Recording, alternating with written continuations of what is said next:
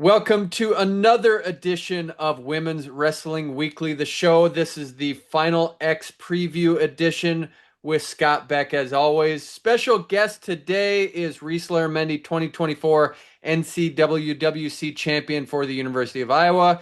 Reese, you just celebrated your 21st birthday. Thanks for joining us. Yes, thank you so much for having me. Excited to talk about some good wrestling. Well, I think it starts with the best matchup of the series, and that is 53 kilograms. And you can add in on this. I don't know that we're going to have something like this again unless it happens in the NAIA where you have two competitors from the same team. So you have Felicity Taylor going against Brianna Gonzalez. They're 2-2. Brianna Gonzalez won the U.S. Open Championship or the U.S. Open title. Now you have it this potentially 5, 6, and 7 match series. What do you think about that matchup when you look at it from someone who knows both those intimately?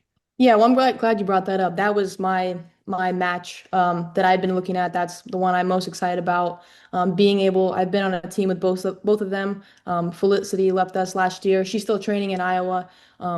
These two, I feel like being around them the past 2 years, I think they're both peaking right now.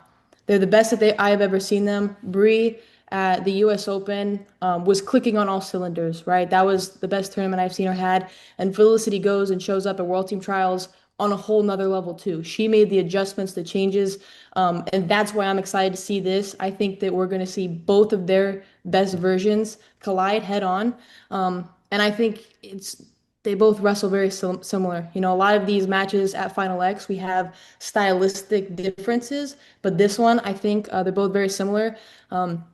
With Brie, shorter, compact, she likes to explode. Felicity's more fluid, likes to latch on and drag you down. I'm really excited for this one, and I think it can go either way. In my mind, I think this is going to go 3 matches.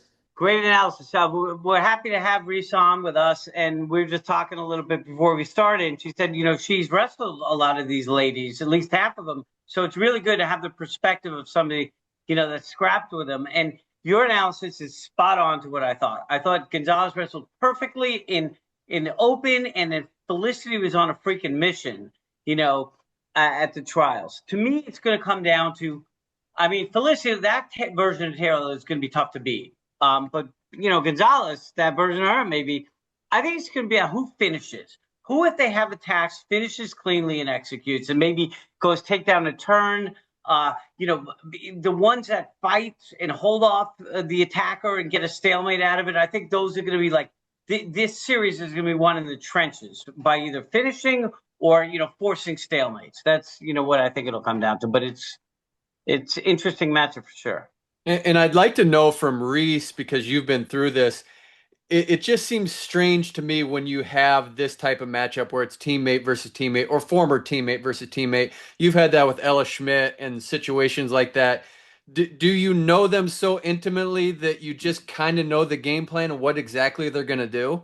Not even just knowing their moves, it's the feel, right? So it's not even just, oh, I know this is her number one attack. I know that she likes to tie this up. It's literally being able to feel it because you have drilled with them so much. You've sparred, you've gone live with them so much. Your body literally gets used to how that person feels, how they move, right? When we're in tie-ups and I can feel them elevation changing, when they want to post, when they step. If she goes for this tie, she's going to step in that direction. And I think that that's the biggest challenge. So it's not just knowing what moves they're going to do because this sport's always evolving. Us as wrestlers are always evolving.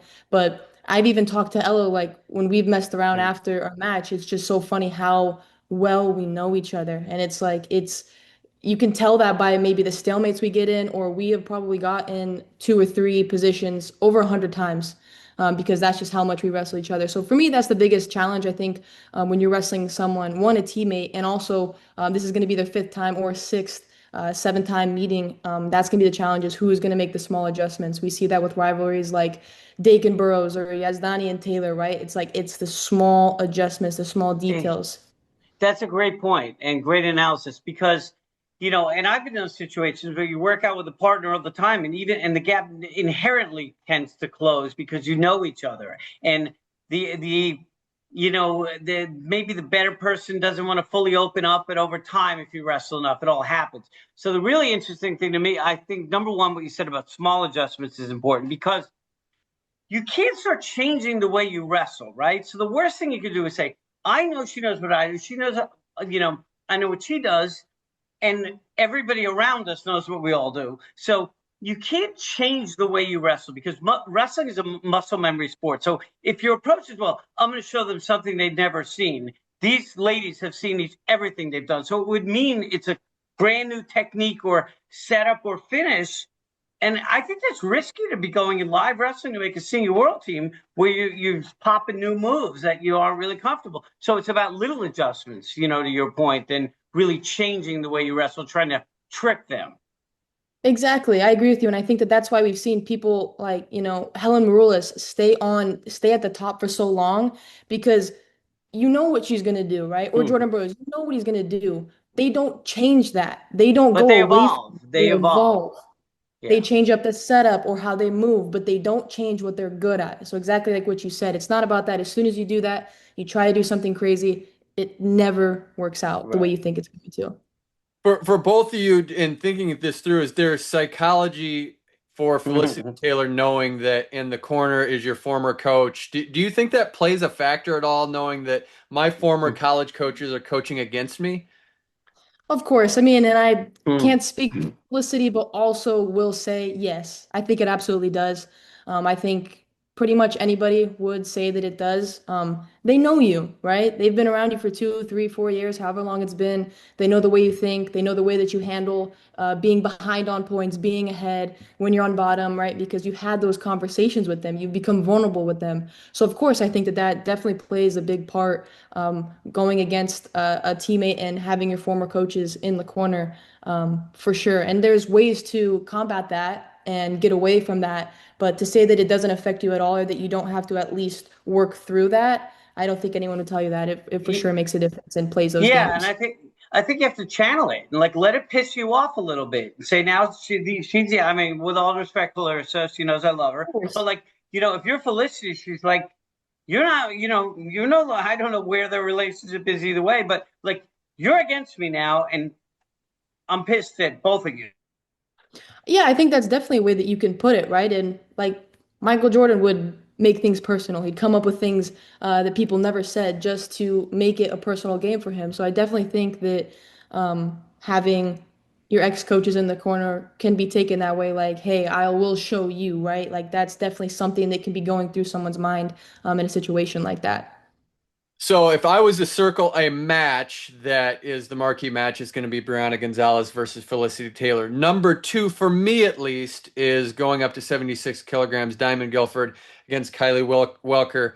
I think Kylie is wrestling as well as we've ever seen her. However, I think if you overlook Diamond Guilford, that is a mistake. There's times where we've watched Diamond Guilford and she looks very pedestrian. She might have a quarterfinal win that's 2-1, semi that's 2-1, and then just out of nowhere she'll have a brilliant performance and kind of lull you to sleep. So I think a three-match series is definitely going to favor Kylie, but do not overlook Diamond Guilford because she definitely can win this match because she is so dangerous. They wrestle each other a lot, just like the last two. And it's going to be again about making the small adjustments. But I agree. I think Kylie's wrestling really well. I think she's worked or seen a lot of results in the work with her emotions, right? Being able to stay more stoic during matches and just locked in. Maybe if a situation doesn't go her way, she might give up a point. She doesn't agree with it. I think she stays a lot more calm in those areas and just gets right back into the center and goes back to doing what she does best with that snatch single, heavy, heavy hands. I mean, she's always had heavy hands, but I think recently they've just looked like bricks the way that people are bending when she's on her head. And I agree too.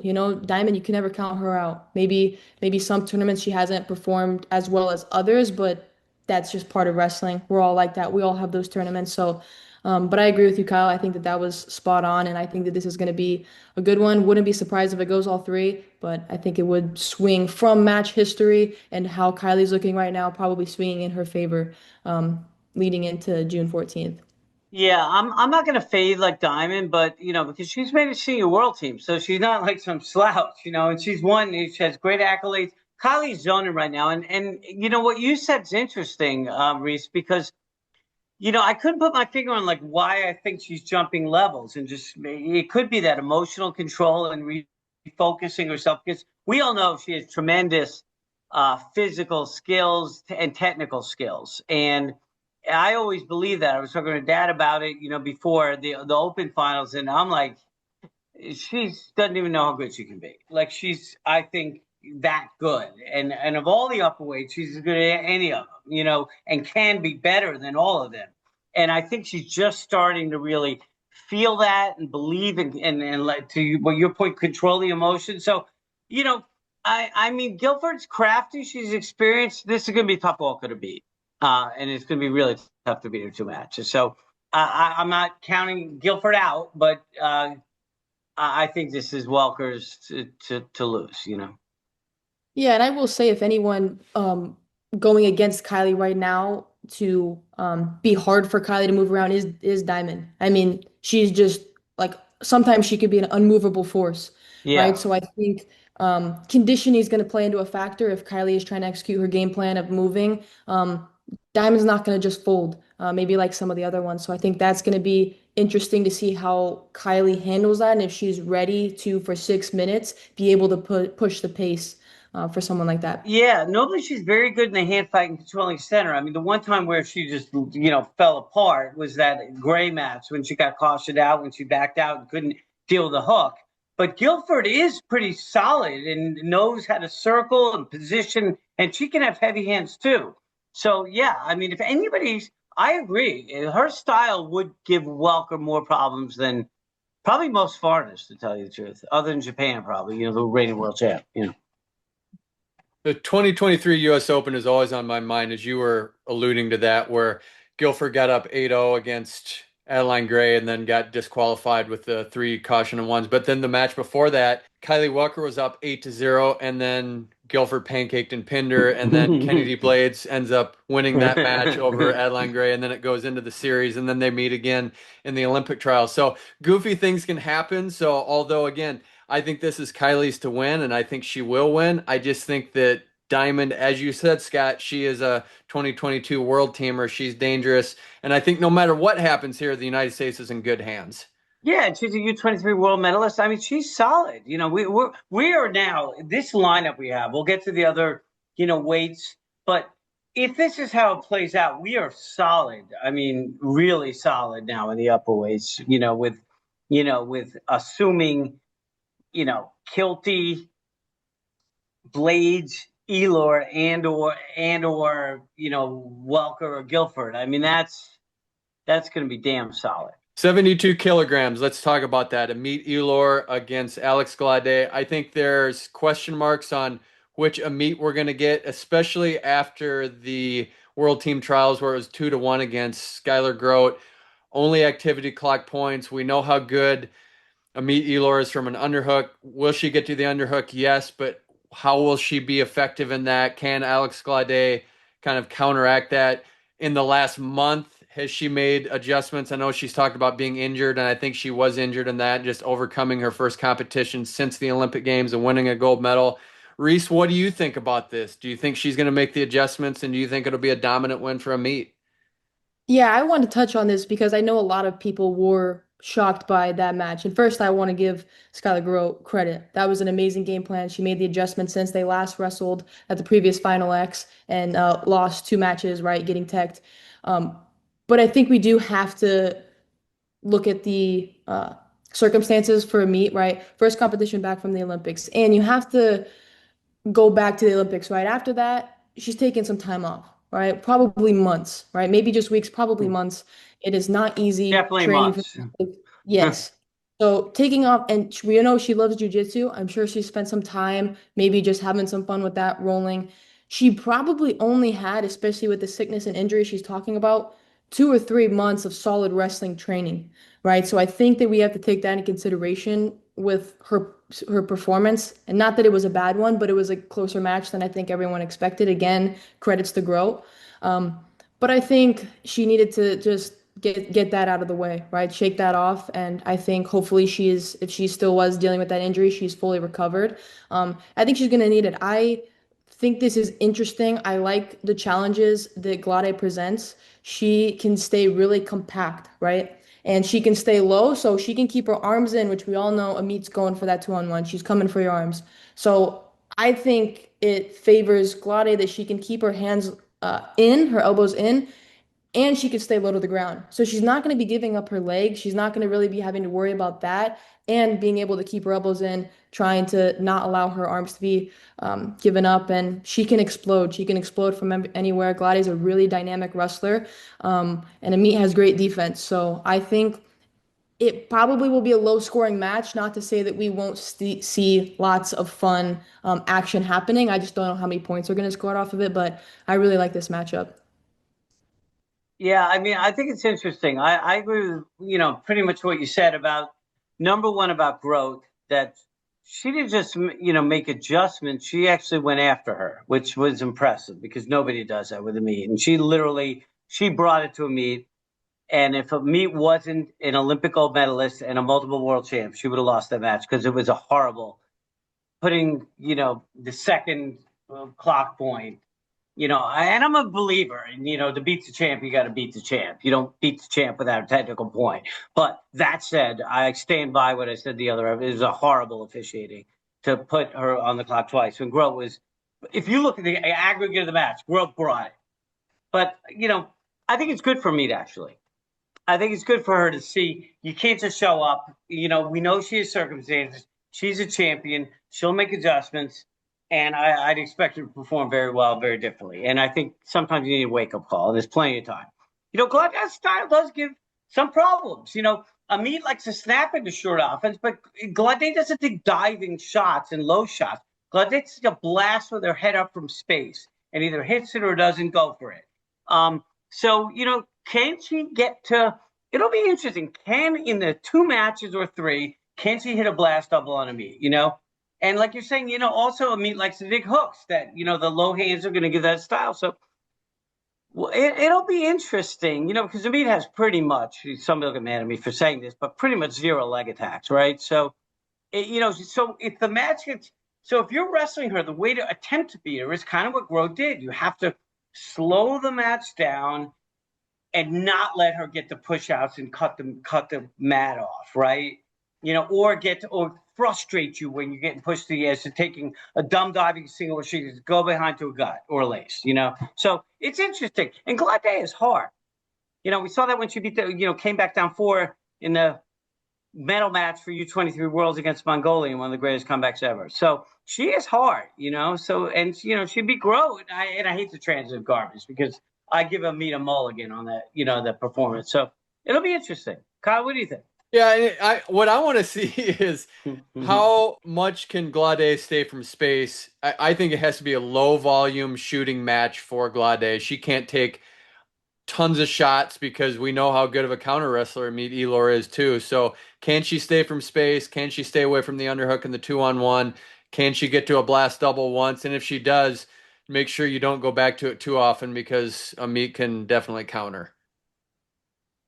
I think one thing that Grote has, or excuse me, Glade with that double is it's almost like how Kylie shoots her snatch, right? She's not going like low in. I mean, it's Not straight committing where she like gets. She can. yeah, like a football tackle, right? So I Yes. think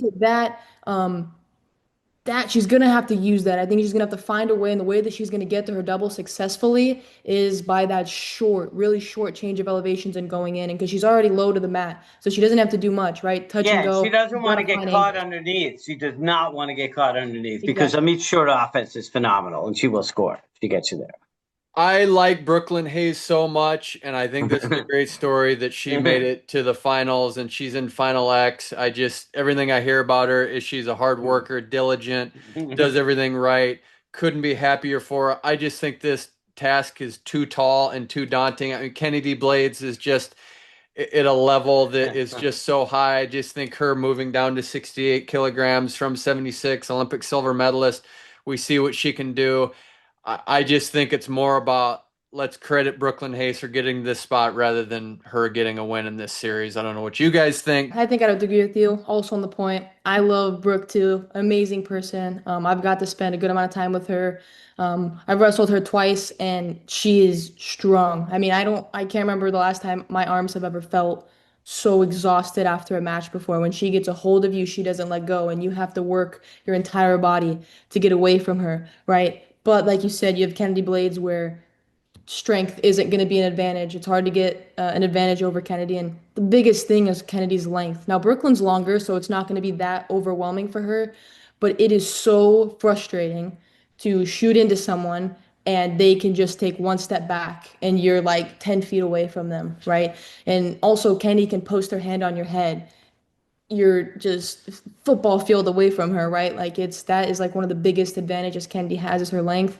And like you said, the move down to 68, I think was great for her. You know, she had been underweight for 76, never had to cut weight, which was great, but she had been talking Hmm. about that for a long time to go down to 68. I think she's stronger, faster, and she just fills out. She's a 68-kilogram wrestler, and it's showing with the way that she's moving and she's just lifting up people and throwing them on their heads. Yeah, she's looked great, for sure. And welcome to wrestling because everybody that's ever done is cut weight unless you're a heavyweight, pretty much. So, um, and it sucks, but builds character, right? I think that Brooklyn Hayes, from all I've heard from my daughter, who knows her pretty well from living in the, she's just is literally the nicest person on the planet. So, and I think she's thrilled to be here. I'm not gonna like disrespect her and say, well, next topic, but it's next topic, right?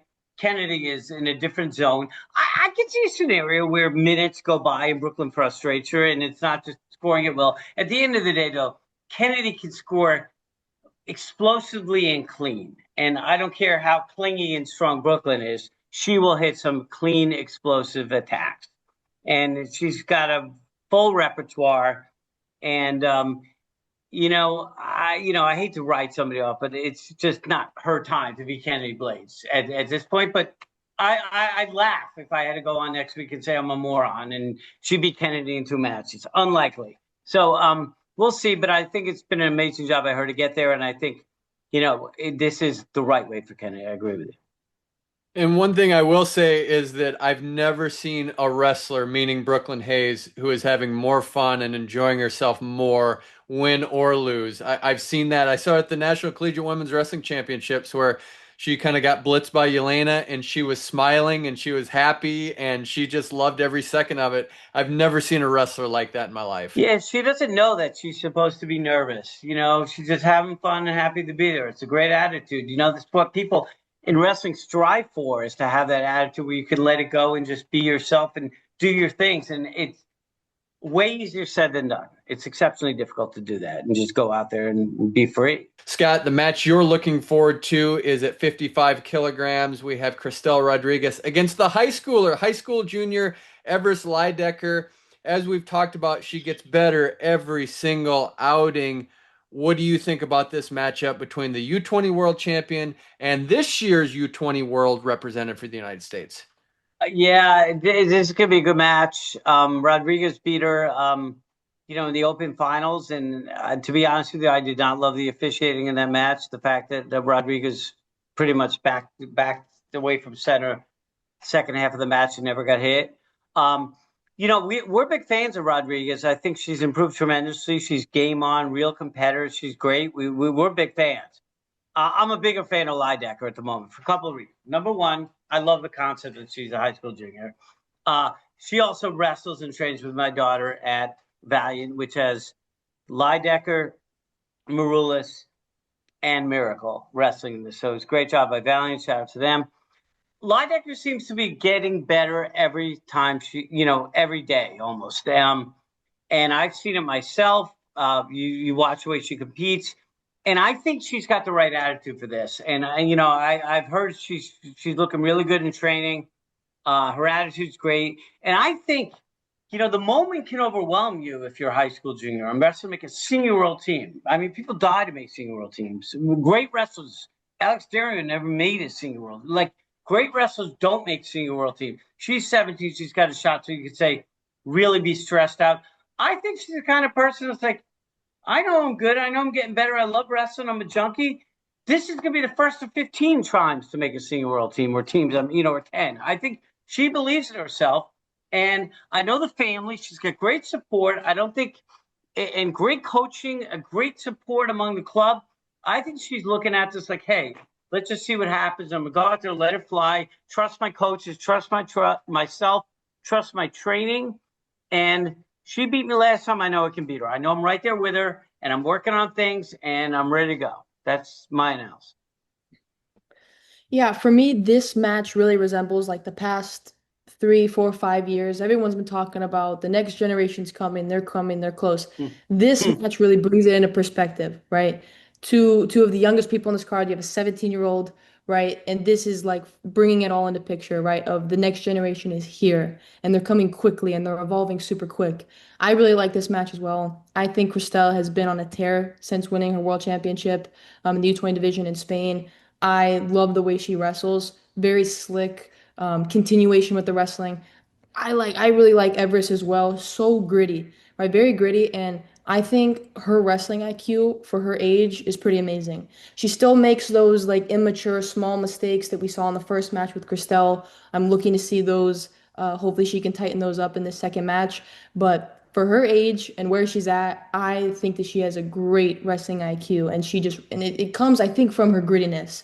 The way she just wrestles through positions. She gets on your arm. She's not letting go. It's her arm now. Like that, I like that style. But for me, Christelle, the way that she has wrestled since winning that world title, she's the people she's beaten since then in a dominant fashion. I just think she looks pretty unstoppable to me right now. But this is wrestling. No one's truly unstoppable. No one's unbeatable. And I think Everest can really put on a show here. Yeah, and I would just say, and that's good analysis again. And by the way, this is Reese's first show. I think she's doing phenomenal, and her analysis is spot on. And we didn't talk about any of this, and you're actually Yes. hitting on like really interesting points that I think are the salient points in looking at these matches, in my opinion. Thank you. I think the thing that don't forget, Rana Heaton beat up Villascusa worse than I've ever seen her lose. Okay, and then Lidecker dismantled Ronnie Heaton. So, and Ronnie's funky. So Lidecker's, like you said, when I said your analysis, Lidecker's got an amazing wrestling IQ, and she wants to score. She doesn't give up in a position. And she's been in these positions, which is what's amazing. She stays around. She's a mat rat. She reads about it. She watches it, and you can really see it. And Christelle is exceptionally fundamental and can be very explosive in finishing things and getting big moves. And she has wrestled on a tear. So would I be shocked or stunned at all or surprised if Christelle won? No. I'm going with Lidecker emotionally because of my heart, because we know her and parents and everything. But I'm a Rodriguez fan. But this is a really intriguing matchup. And I think there's going to be a lot of adjustments made between matches. And I would not be surprised to see this go through. And I like that Lidecker wrestled through positions and tries to figure out a way to score.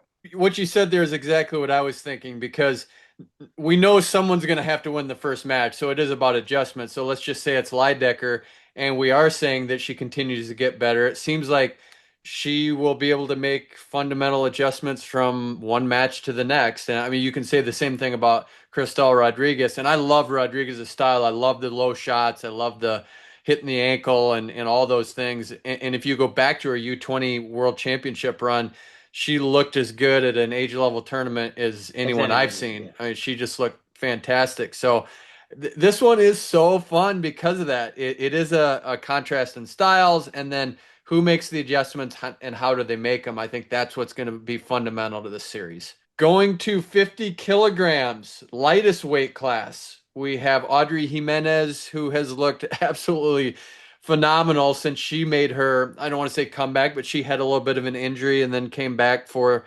the women's nationals at Spokane, blitzed her way through that, blitzed her way through the Pan Ams, blitzed her way through the US Open.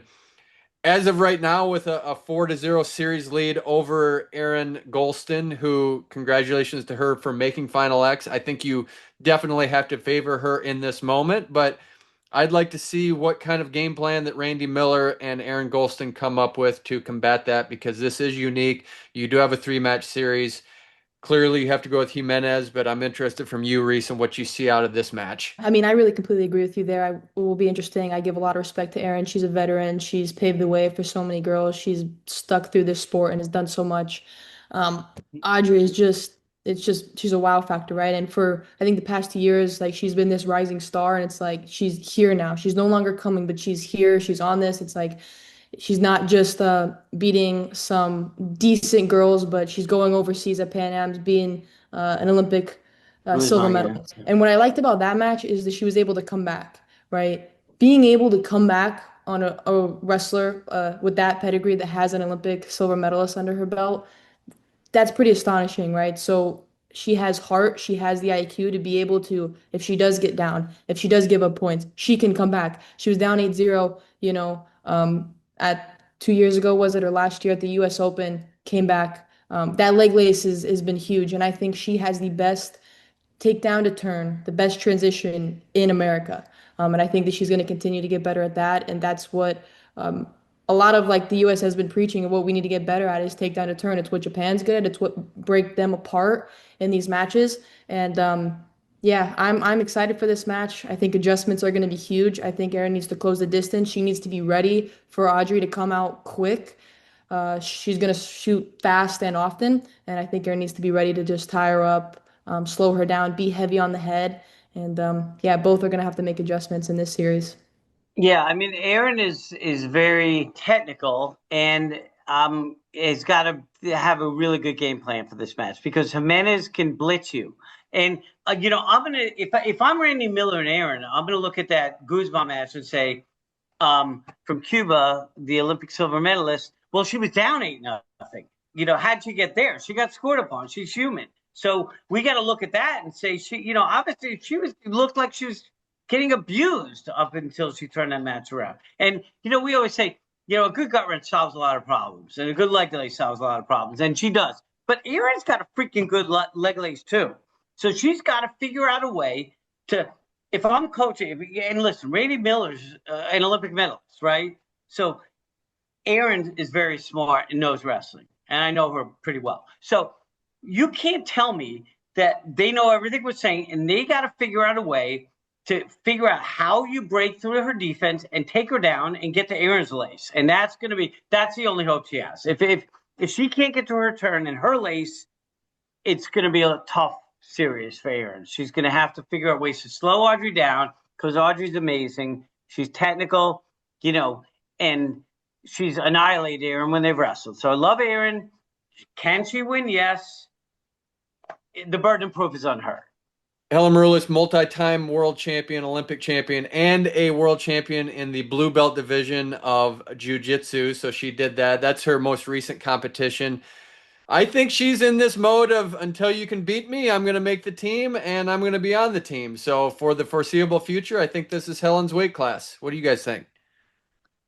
That's what I was thinking. If Helen's coming back, it's because she knows this is still her spot. It's because she knows she still has the capability. She still has it in her to go and not just make this team, but to go bring back a world title to the US. And this has been her spot for the longest time. And like you said, and maybe it's just until someone can you got to take this from me. I'm not just gonna give it up and walk away. But I like Amanda's style. I think she's explosive. She's strong. She's agile. I think that there are challenges that she can present to Helen, but first ever Olympic champ for the U.S., it's hard to go against her.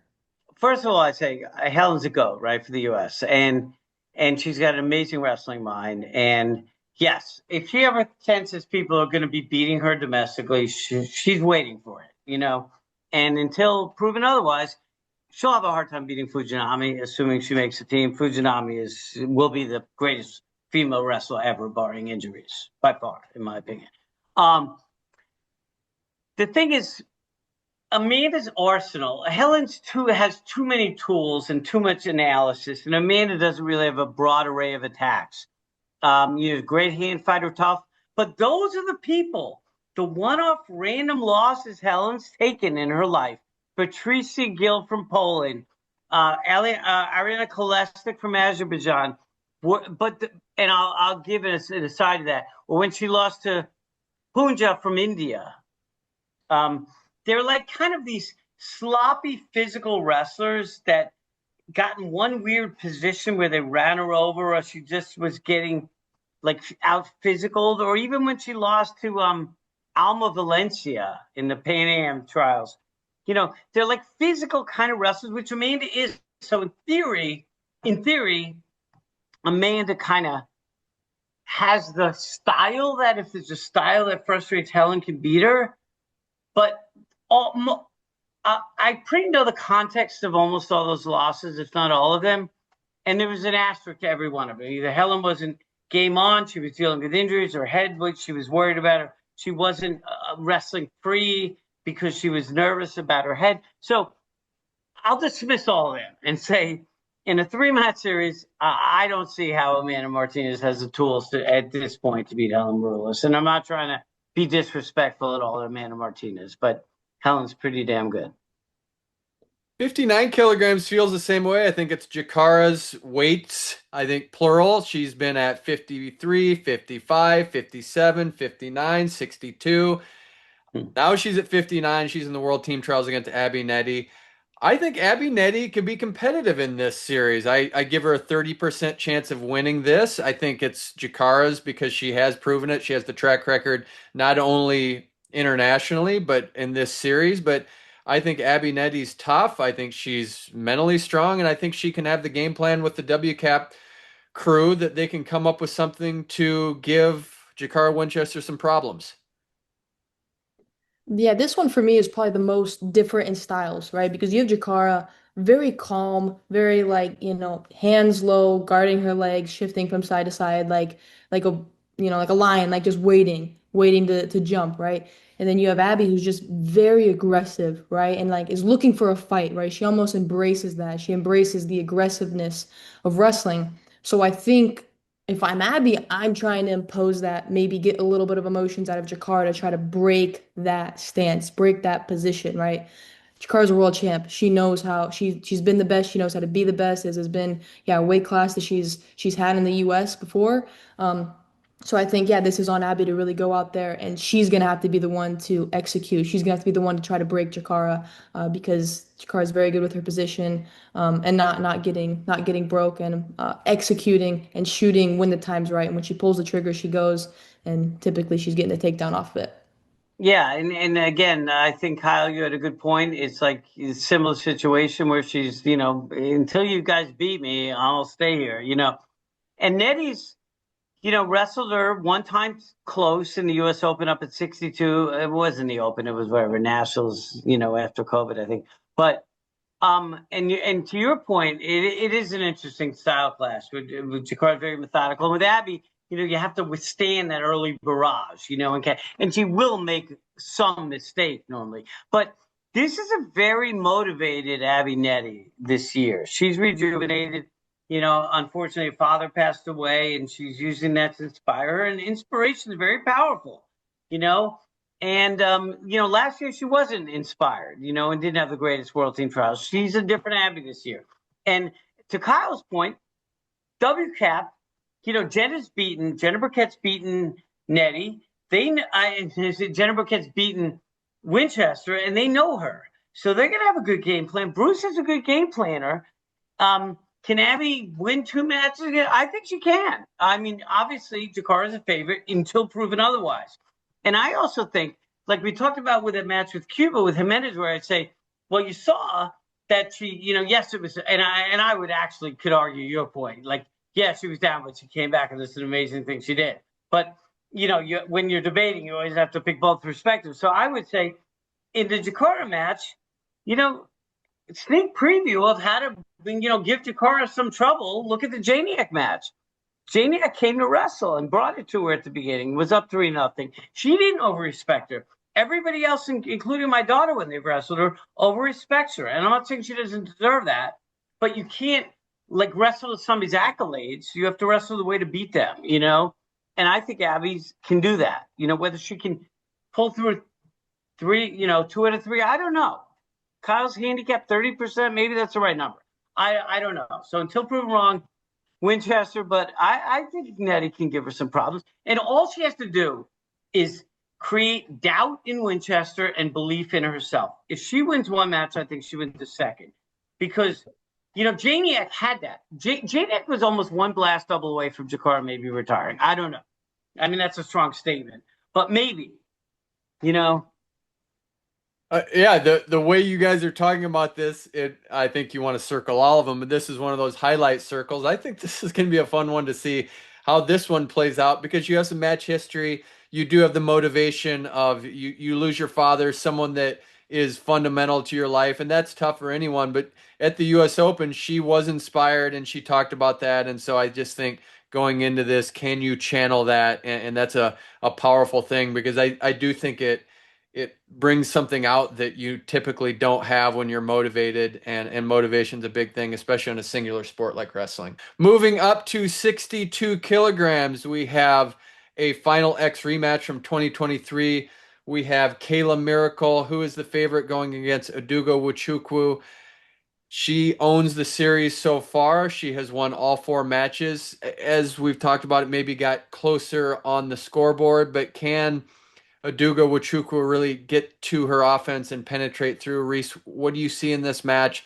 Can Adugo get to her offense against someone who's spectacular, especially in scrambles like Kayla Miracle? Yeah, that's the biggest question for this match. In the last one, she had two attempts at her double leg, and it just wasn't her normal double leg. I think we could saw that it wasn't that power. So I think Adugo really needs to gain that confidence. She needs to walk in there and trusting her double leg, right? She's hit it on just about everyone that she's wrestled, and that's the biggest thing for her. Second is Kayla's fireman. It's been proved. I mean, it's almost unstoppable, right? You have to beat it before she gets that inside tie, right? A couple times I've wrestled Kayla, I know what's coming. There's certain things you just know are coming, right? But you have to beat it before then. She gets that inside tie, I'm like, okay, it's coming, it's coming. Still get hit in it because she has that grip. When she gets that inside tie, it doesn't matter even if you stop the first little bit, she keeps this so tight and she knows how to readjust from that position to get you going through. So I think Adugo needs to shut down that inside tie. She has to fight back inside as much as possible. And the other really interesting thing that Kayla does is her little stutter fakes. They are I was I've never seen anything like it before. And you have to respect them, right? Because as soon as you don't, that's when the fireman comes.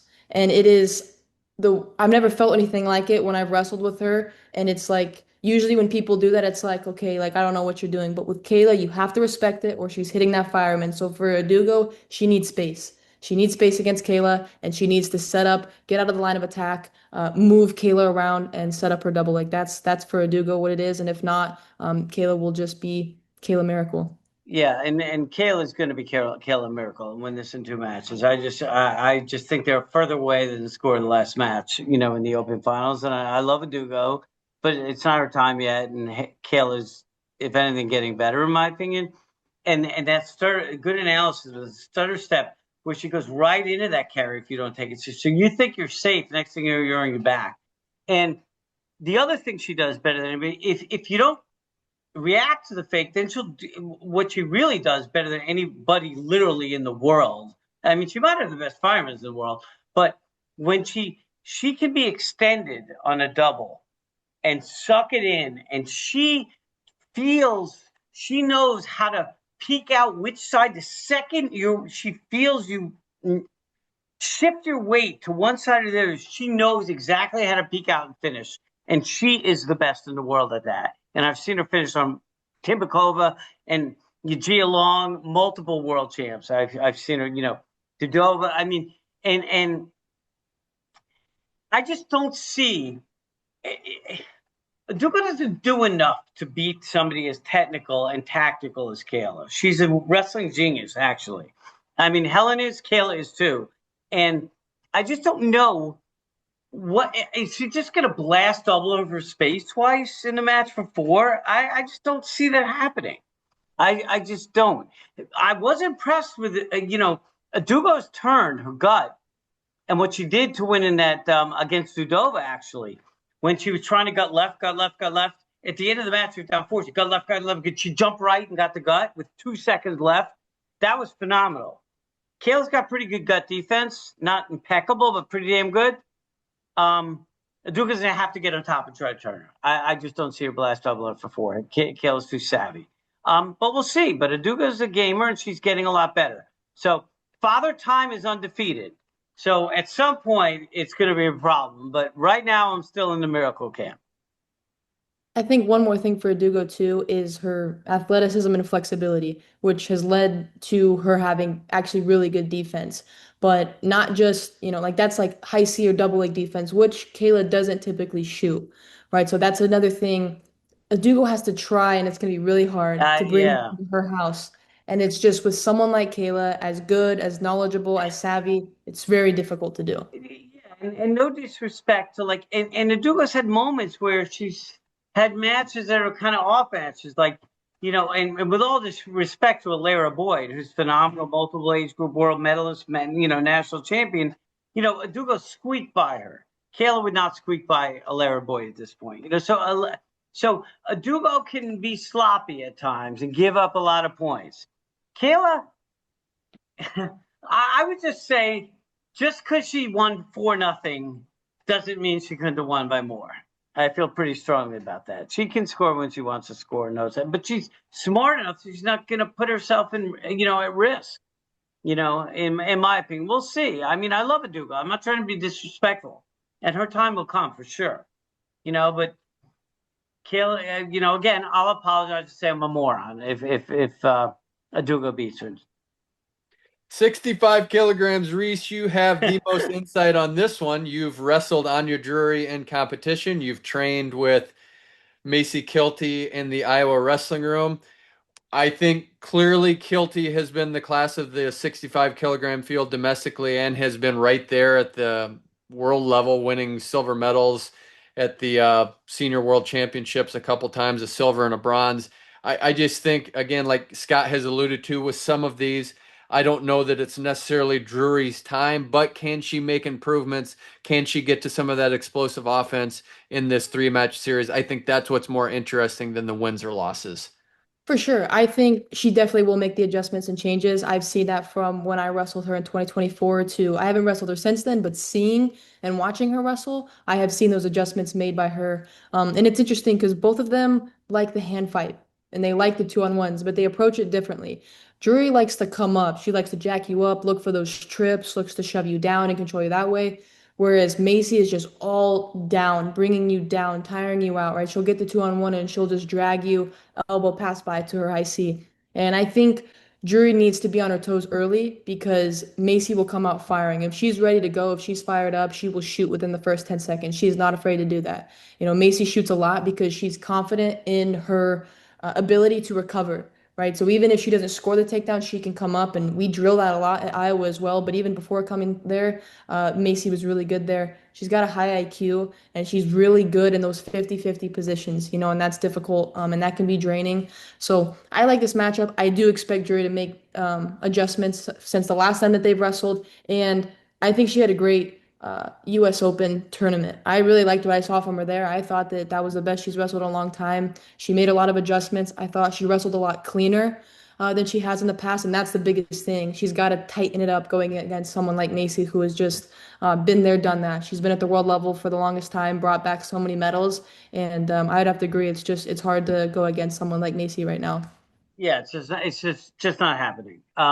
Jury wrestled way better at the World Team Trials than she has recently, and she's had, with all due respect, some down performances. I don't know the reasons, injuries or Mormon leaving. I don't know. She's back with Mormon, feeling better, had a good tournament. Base is too fundamental, and could Dreary headlock her once and pin her? Yeah, I guess. But Macy's too smart to get headlocked, really. Well, unless you're Suki from Mongolia and launching her, I guess. But, you know, uh, Macy's very fundamental.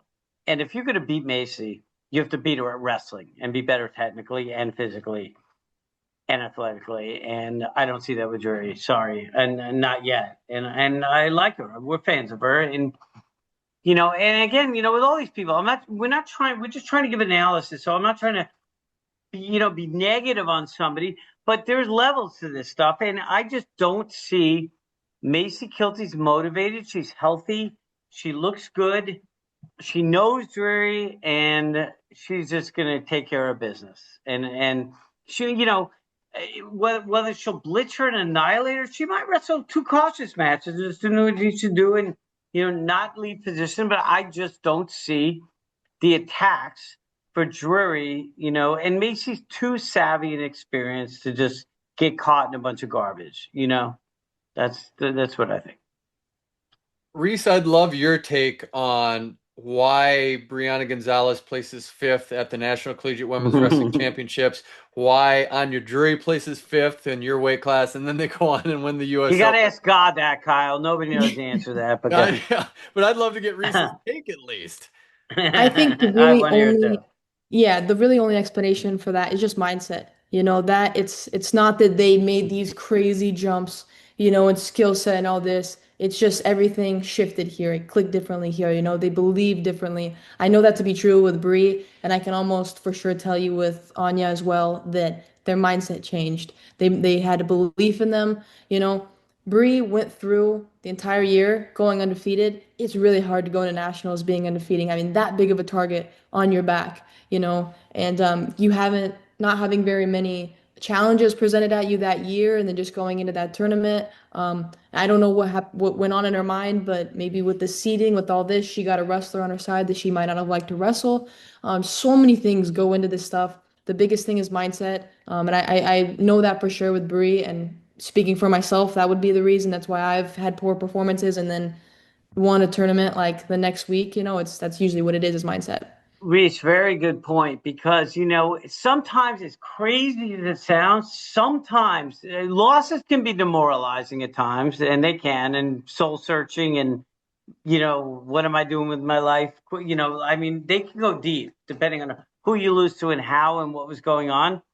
But sometimes losses can be liberating because it's like, okay, well, now I just took fifth and I was supposed to be the greatest thing in the world. So now why don't I just go out there and wrestle and see what happens, right? What am I protecting? And she went out there and just wrestled. And, sometime, and then she starts feeling it. I mean, you could see her getting confident after the Katie Gomez match, and and then Taylor started that match in the finals, of the Open, like kind of controlling it, and then Gonzalez got a mojo, and you could see she felt it. So I agree, because there's no answer to how the hell this happens. That they take fifth, nobody knows, right? But that's as good an answer as any, right? Like it's the vibe, you're feeling it, you're liberated, and maybe Gonzalez wrestled free. And that's a really hard thing to do. When your coach sits there before you match, smacks you in the face or whatever, so go out there and have fun. Wrestle free. Just wrestle. You know? Yeah, go ahead. Good luck with that. Yeah. I think another thing is that they didn't let those results define them, right? Because if Yes. they did, then they would have went into the US Open being like, yeah, we'll see. But clearly they didn't, right? They're coming out of that tournament on top. They believed that they belonged there. They believed that they could win the tournament, right? Because you don't just win on accident. You don't just win and not believe Yeah. that you can do it, right? Wrestling's not a So random sport. yes, exactly. So mindset, and then also they did not let that result define them. Good They point. just Yeah. that's in the past, no problem. It happens. I'm gonna go do focus on the next tournament. I can still win this. So that's the biggest thing is their mindset and not letting Yeah. previous matches, previous results define them and show their value and who they are, how they are as a And think wrestler. about that, what that takes, because she was running from that performance into an absolute brutal bracket. 53 was a tough weight class, and she did. So yeah, it's a good point. And Jury, who knows?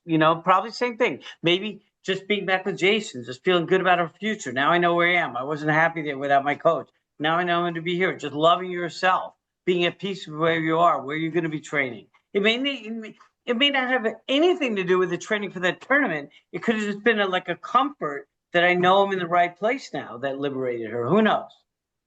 Scott, final thoughts from you, and then we're going to give Reese the last word on Final X. My final thoughts for me are that it was a pleasure to have Reese and just hearing the perspectives, and really just good analysis and points that created good discussion. Thank you, Reese, for coming on. Hopefully we'll have you back. I appreciate it, and it was fun for me. Yeah.